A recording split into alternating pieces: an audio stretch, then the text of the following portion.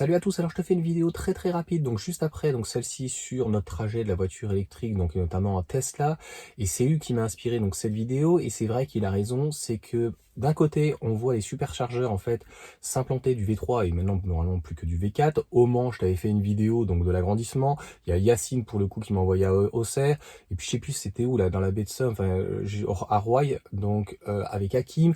J'ai vu qu'à Gassin c'était ouvert. Enfin, on a vu La Roche, enfin etc. Il y a eu énormément de superchargeurs qui s'est ouvert depuis le début de l'année. C'est juste un truc de dingue.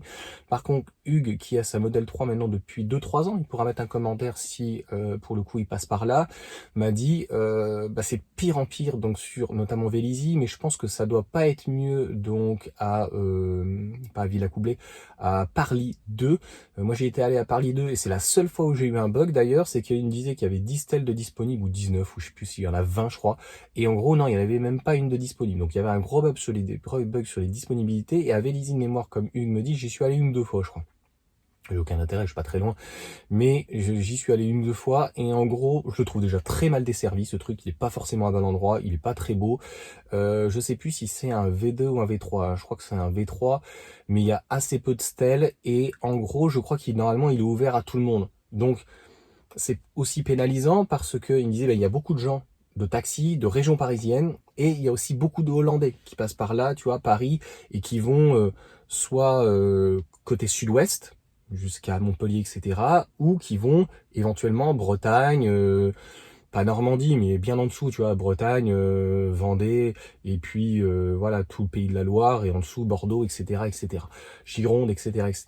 Donc là, ça commence à être problématique, donc j'espère que Tesla va trouver une solution, soit en agrandissant, comme ils ont fait à d'autres endroits, et c'est surtout qu'il n'y a a priori, l'emplacement n'est pas prévu pour s'agrandir. Donc à Roye, je crois, donc comme Aki m'a montré, et puis plein de youtubeurs l'ont montré, ils sont allés voir, c'est qu'il est déjà prévu de mettre des stèles supplémentaires. Donc au Mans, t'as vu, ils ont trouvé la solution, ils ont agrandi, etc. Là, je ne sais pas. Je sais pas ce qu'ils attendent. Je pense que ça manque sur 50 ans en Yvelines ou au niveau du 92. Je trouve qu'on est, c'est pas assez mal desservi. Comme je viens de te l'expliquer, comme elles sont ouvertes à tous et qu'il y a énormément de trafic sur ces endroits et que c'est à la fois des taxis, des gens du coin qui sont, comme par exemple Hugues, lui, il ne recharge finalement que en superchargeur. Il y a aussi donc les étrangers et en plus donc tous les autres véhicules. Donc c'est horrible à dire, mais une Tesla qui va mettre notamment un modèle Y même pas 20 minutes à se recharger, et de l'autre côté un véhicule, je sais pas, comme les nouveaux 3 minutes, mais même ne serait-ce qu'une Mégane ou le nouveau Scénic ou quoi, qui va te mettre 40 minutes, c'est comme si finalement il y aurait pu avoir deux voitures à ce moment-là.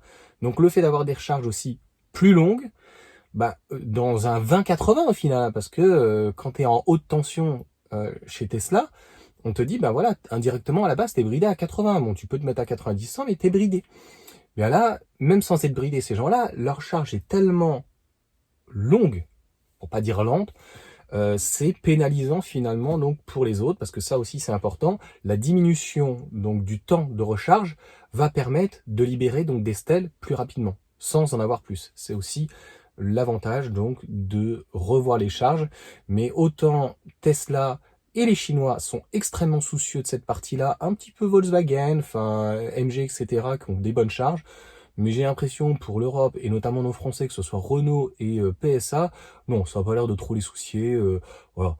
Préconditionnement, c'est bon, pas besoin. Ça, elle va chauffer toute seule la batterie, tu vois. Donc c'est un petit peu inquiétant quand même, je trouve, d'avoir des comportements de constructeurs industriels comme Stellantis, qui doit être maintenant, avec tout ce conglomérat, je sais pas, numéro 2 ou numéro 3, pas loin d'être numéro 1 peut-être, te disent, bon, la voiture électrique, c'est bon, le préconditionnement, voilà, ça se fait comme ça, et puis il n'y aura pas de problème, voilà. Restez 40 minutes à charger, et puis peut-être que vous mettrez 35 ou 37 une fois que la batterie s'est chauffée, une deuxième ou une troisième fois. Bon, je suis pas sûr que ça soit, à mon sens, extrêmement sérieux, mais ça, c'est encore un autre débat. Allez, sur ce, ciao à tous.